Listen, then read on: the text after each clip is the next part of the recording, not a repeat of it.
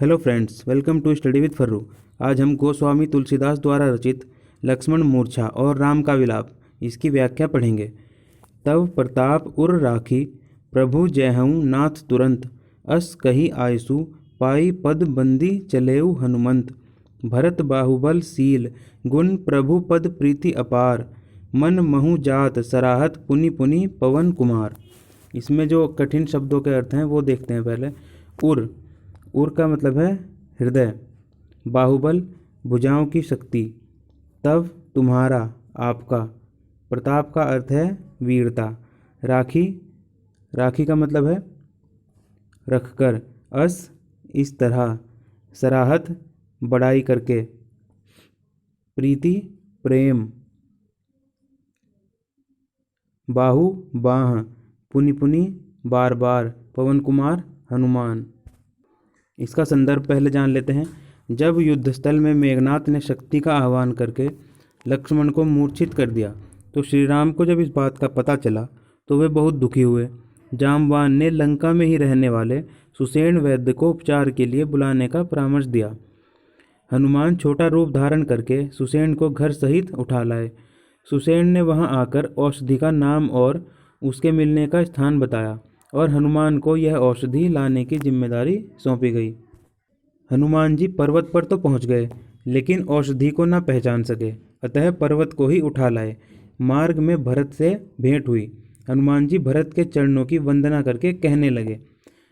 अब हम इसकी व्याख्या करेंगे। तव प्रताप उर राखी, प्रभु जयहूँ नाथ तुरंत, अस कही आयसु पाई, पद बंदी चलेऊ हनुमंत। हे नाथ, मैं आपका प्रताप हृदय में रखकर शीघ्र ही चला जाऊंगा, अर्थात आपकी कृपा से समय रहते लंका पहुंच जाऊंगा। ऐसा कहकर और भरत जी से आज्ञा लेकर उनके चरणों की वंदना करके हनुमान जी वहां से चल दिए। भरत बाहुबल सील, गुण प्रभुपद प्रीति अपार, मन महु जात सराहत पुनि पुनि पवन कुमार।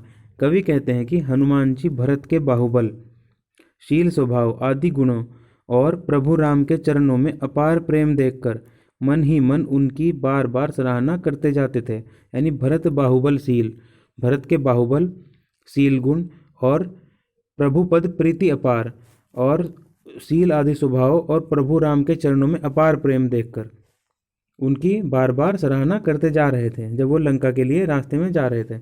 अब इसके विशेष क्या है वो देखते हैं। कवि ने हनुमान जी द्वारा लक्ष्मण की जीवन रक्षा के लिए संजीवनी बूटी लाने के प्रसंग का अत्यंत सुंदर वर्णन किया है। करुण रस का प्रयोग किया गया है।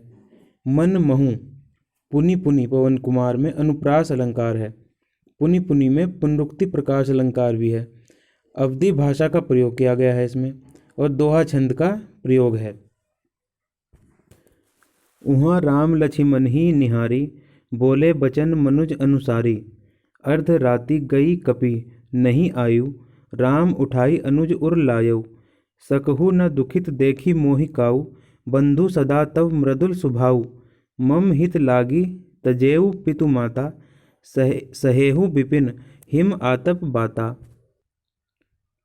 सो अनुराग कहाँ अब भाई, उठहु न सुनी मम बच बिकलाई, जौ जन तेऊ बन बंधु बिचोऊ, पितु बचन मन तेऊ नहीं ओहू। लक्ष्मण के मूर्छित होने पर राम विलाप करने लगते हैं। हनुमान औषधि लेने गए हैं। उनके आने में विलंब होने पर राम व्याकुल होने लगते हैं। इसमें कवि ने श्री राम द्वारा लक्ष्मण के मूर्छित होने पर उसके बिना अपने जीवन को असहाय एवं हीन बताया है। अब इसमें जो कठिन शब्द हैं उनके अर्थ देखते हैं। निहारी, निहारी का मतलब है देखा। मनुज अनुसारी, मनुज अनुसारी का अर्थ है मानवोचित। अर्धराति का मतलब आधी रात। कपि वानर। अनुज का मतलब है छोटा भाई। तव, तव का अर्थ है तुम्हारा। मृदुल कोमल। सुभाव, सुभाव का मतलब है स्वभाव। मम का मतलब है मेरा। काऊ का मतलब किस प्रकार। काऊ का मतलब है किस प्रकार। तजेऊ, तजेहू का मतलब है त्यागते हो। विपिन का मतलब है जंगल। हिम, हिम का मतलब है बर्फ। आतप का मतलब है धूप, और बाता का अर्थ है वायु। आतप का मतलब है धूप और बाता का अर्थ है वायु। अब इसकी व्याख्या देखते हैं। कवि कहते हैं कि लक्ष्मण को मूर्छित अवस्था में देखकर श्री राम साधारण मनुष्यों के समान विलाप करते हुए कहने लगे, आधी रात व्यतीत हो चुकी है किंतु हनुमान नहीं आए। यह कहकर श्री रामचंद्र जी ने छोटे भाई लक्ष्मण को उठाकर हृदय से लगा लिया। यानी वहाँ राम लक्ष्मण ही निहारी, बोले बचन मनुज अनुसारी। यानी कि उन लक्ष्मण को देखकर श्री रामचंद्र जी कहते हैं कि अर्ध राति गई कपि नहीं आयूं, कि आधी रात बीत गई है, हनुमान जी अभी तक नहीं आए। राम उठाई अनुज उर लायऊ, और छोटे भाई को उठाकर अपने हृदय से लगा लेते हैं। फिर श्री राम जी कहने लगे, हे भाई तुम मुझे कभी दुखी नहीं देख सकते थे, सकहु न दुखित देखी मोहि काऊ। हे भाई तुम मुझे कभी दुखी नहीं देख सकते थे। बंधु सदा तव मृदुल स्वभाव, क्योंकि तुम्हारा स्वभाव सदैव से ही कोमल था। मम हित लागी तजेहु पितु माता, तुमने मेरे हित के लिए माता पिता को भी त्याग दिया। सहेऊ विपिन हिम आतप बाता, और वन में सर्दी गर्मी हवा आंधी तूफान को भी सहा।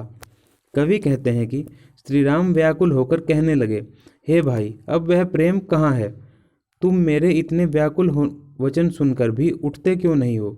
यदि मैं जानता कि वन में भाई का बिछोह होगा, यानी कि भाई बिछड़ जाएगा, तो मैं पिता का वचन ही नहीं मानता।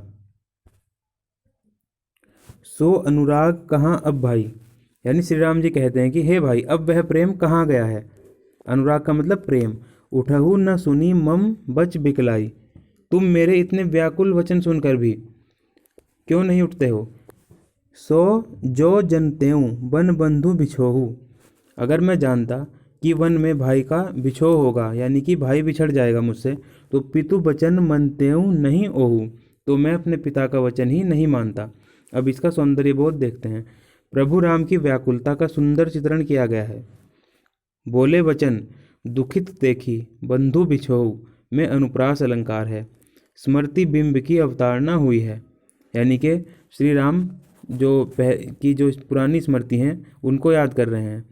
अवधि भाषा का प्रयोग किया गया है इसमें, और इसमें चौपाई छंद का प्रयोग है। सुत बित नारी भवन परिवारा, होही जाही जग बारही बारा। अस बिचारी जियऊँ जागहु ताता, मिलई न जगत सहोदर भ्राता। जथा पंख बिनु खग अति दीना, मणि बिनु फनी करिबर कर हीना। अस मम जीवन बंधु बिनु तोहि, ज्यों जड़ देव जियावे मोहि। जयहूँ अवध कवन मुँह लाई, नारी हेतु प्रिय भाई गवाई। बरु अपजस सहतेऊँ जग माही, नारी हानि विशेष क्षति नाही। इसमें जो कठिन शब्द है पहले वो देखते हैं। सुत, सुत का मतलब है पुत्र। बित, बित का मतलब है धन। नारी स्त्री। होही होते हैं। जाही जाते हैं। बारही बार बार बार। विचारी विचार कर। जियों मन में, जियों का मतलब होता है मन में। ताता प्रिय भाई। सहोदर एक ही माँ की कोख में जन्मे। भ्राता भाई। जथा जैसे। खग पक्षी। दीना दरिद्र, दीना कहते हैं दरिद्र गरीब आदमी को। मणि नागमणि, मणि का मतलब यहाँ पे हुआ है नागमणि से। फनी सांप, यहाँ मणिधारी सांप है। करिबर हाथी। कर सूंड, हाथी की सूंड को कहते हैं कर। मम मेरा। जीवन जीवन। बिनु तो ही तुम्हारे बिना। दैव नियति भाग्य। जयहूँ जाऊंगा। अवध अयोध्या। कवन कौन सा। मुँह मुख, लाई लेकर, गंवाई, गंवाई का मतलब है खोकर यानी कुछ खो देना, बरु चाहे, अपजस अपयस, सहतेऊ यानी सहना पड़ेगा, और क्षति, क्षति का मतलब होता है हानि। अब इसकी जो प्रसंग कैसे लिखेंगे वो हम देखते हैं। मेघनाद की शक्ति लगने के पश्चात मूर्छित हुए लक्ष्मण को देखकर आधी रात में राम के द्वारा किए गए विलाप का वर्णन इसमें किया गया है। व्याख्या देख लेते हैं। श्री राम विलाप करते हुए कह रहे हैं कि पुत्र, धन, स्त्री, घर, परिवार तो संसार में रहते हुए प्राप्त होते रहते हैं, यानी सुत बित नारी भवन परिवारा। श्री राम जी कहते हैं कि पुत्र, धन, स्त्री, घर और परिवार तो संसार में रहते हुए भी प्राप्त होते रहते हैं और जाते रहते हैं, अर्थात इनके एक बार चले जाने के बाद इनकी पुनः प्राप्ति संभव है। अस बिचारी जियऊ जागहु ताता, मिलई न जगत सहोदर भ्राता। परंतु संसार में सहोदर भाई बार बार नहीं मिलता। हृदय में मेरे द्वारा कही गई इस बात पर विचार करके हे भाई लक्ष्मण अब तुम जाग जाओ। आगे श्री राम कहते हैं, जथा पंख बिनु खग अति दीना, मणि बिनु फनी करिवर कर हीना। अस मम जीवन बंधु बिनु तोहि, जो जड़ दैव जियावे मोहि। आगे श्री राम जी कहते हैं कि जिस प्रकार पंख विहीन पक्षी, मणि बिना सर्प और सूंड बिना श्रेष्ठ गजराज अत्यंत दीनहीन हो जाते हैं, यानी कि पंख के बिना पक्षी, मणि के बिना सांप और सूंड के बिना हाथी किसी काम के नहीं होते, उसी प्रकार हे भाई यदि कठोर भाग्य मुझे जीवित रखता है तो तुम्हारे बिना मेरा जीवन भी ऐसा ही होगा। आशय यह है कि तुम्हारे अभाव में मेरी पीड़ा पंख रहित पक्षी, मणि रहित सांप और सूंड रहित हाथी के समान होगी। आगे कहते हैं, जयहूँ अवध कवन मुँह लाई, नारी हेतु प्रिय भाई गवाई। बरु अपजस सहतेऊ जग माही, नारी हानि विशेष क्षति नाही। विलाप करते हुए श्री राम कहते हैं कि तुम्हारे अभाव में मैं कौन सा मुँह लेकर अयोध्या जाऊंगा, क्योंकि स्त्री के लिए प्रिय भाई को खोने वाले मुझे अपना मुख दिखाने में लज्जा आएगी। मैं इस अपयश को सहना अच्छा समझता हूँ कि राम में वीरता का इतना अभाव है कि वह अपनी पत्नी को भी खो बैठा, किंतु भाई को खोना नहीं चाहता, क्योंकि भाई की हानि की अपेक्षा में स्त्री की हानि कोई विशेष क्षति नहीं है। अब अपलोकु सोकु सुत तोरा, सही निठुर कठोर उर मोरा। निज जननी के एक कुमारा, तात तासु तुम प्राण अधारा। सौंपसी मोहि तुम ही गही पानी, सब विधि सुखद परम हित जानी। उतरु काह देहऊँ तेहि जाई, उठी किन मोहि सिखावहु भाई। बहु विधि सोचत सोच विमोचन, सर्वत सलिल राजीव दल लोचन। उमा एक अखंड रघुराई, नर गति भगत कृपाल देखाई। अब इसके जो कठिन शब्द हैं उनके अर्थ देखते हैं। अपलोकु, अपलोकु का मतलब है अपयश। सोकु शोक यानी दुख, सुत बेटा, सहही यानी सहते हैं, सही का मतलब है सहते हैं।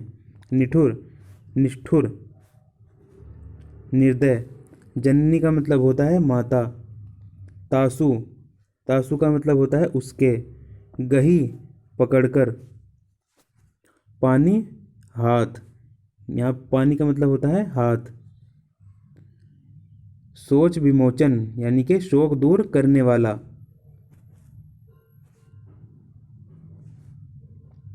सलिल का मतलब होता है पानी और राजीव कमल। लोचन का मतलब होता है नेत्र यानी कि आँख। इसका प्रसंग हम कैसे लिखेंगे, अगर लिखने को आ जाए तो, हनुमान जी औषधि लेने गए हैं तो उनके आने में विलंब हो जाता है, तो फिर राम व्याकुल हो उठते हैं। अब इसकी व्याख्या देखते हैं। लक्ष्मण के होश में न आने पर श्री राम विलाप करते हुए कहते हैं, अब अपलोकु सोकु सुत तोरा, सही ही निठुर कठोर उर मोरा। निज जननी के एक कुमारा, तात तासु तुम प्राण आधारा। लक्ष्मण के होश में न आने पर श्री राम विलाप करते हुए कहते हैं कि अब तो हे पुत्र, मेरा निष्ठुर और कठोर हृदय पत्नी के खोने का अपयश और तुम्हारा शोक दोनों को ही सहन करेगा। हे भ्राता, यानी कि हे भाई, तुम अपनी माता के एकमात्र पुत्र हो और उसके प्राणधार हो। उन्होंने सब प्रकार से दुख देने वाला, सौंपसी मोहि तुम ही गही पानी, सब विधि सुखद परम हित जानी। उतरु काह देहूँ ते ही जाई, उठी किन मोहि सिखावहु भाई। यानी कि उन्होंने सब प्रकार से सुख देने वाला और परम हितकारी जानकर ही तुम्हें हाथ पकड़कर मुझे सौंपा था। यानी उन्होंने सोचा था कि मैं तुम्हारी रक्षा करूंगा। अब जाकर उन्हें मैं क्या उत्तर दूंगा। हे भाई, तुम उठकर मुझे सिखाते समझाते क्यों नहीं हो। उठी किन मोहि सिखावहु भाई, यानी कि तुम उठकर मुझे सिखाते क्यों नहीं हो। आगे कहते हैं, बहुविधि सोचत सोच विमोचन, स्रवत सलिल राजीव दल लोचन। यानी कि तुलसीदास जी कहते हैं कि दूसरों को सोच से छुड़ाने वाले, चिंता मुक्त करने वाले श्री राम अनेक प्रकार से विचार करते हैं। उनके कमल की पंखुड़ी, उमा एक अखंड रघुराई, नर गति भगत कृपाल देखाई। उनके कमल की पंखुड़ी के समान सुंदर एवं आकर्षक नेत्रों से दुख के कारण आंसुओं की जल प्रवाहित हो रहा है। स्रवत सलिल राजीव दल लोचन, यानी कि लोचन मीन्स, लोचन का मतलब है नेत्र। उनके नेत्रों से आंसुओं का जल प्रवाहित हो रहा है। कथावाचक शिवजी पार्वती से कहते हैं कि हे उमा, श्री रघुनाथ जी आदित्य, अखंड और परब्रह्म हैं। वे अपने भक्तों पर कृपा करके नरलीला दिखा रहे हैं। वास्तव में वे यह सब जानबूझकर कर रहे हैं। उमा एक अखंड रघुराई, नर गति भगत कृपाल देखाई। यानी कि वो अपने भक्तों पर कृपा करके नरलीला दिखा रहे हैं। वास्तव में वे यह सब जानबूझकर कर रहे हैं। अन्यथा संसार में कौन ऐसा व्यक्ति है जो उनके प्रिय व्यक्ति को इस प्रकार चोट पहुंचाकर मूर्छित कर दे। अब इसका सौंदर्य बोध देखते हैं। श्री राम की व्याकुलता का मार्मिक चित्रण किया गया है। सोकु सुत, तात तासु, बहुविधि, सोचत सोच, स्रवत सलिल आदि में अनुप्रास अलंकार है। प्रथम 5 चरण तक राम का विलाप मानवोचित है। अंतिम चरण में तुलसी ने राम के ईश्वरीय रूप का वर्णन किया है। इसमें अवधि भाषा का प्रयोग किया गया है। इसमें चौपाई छंद का प्रयोग किया गया है।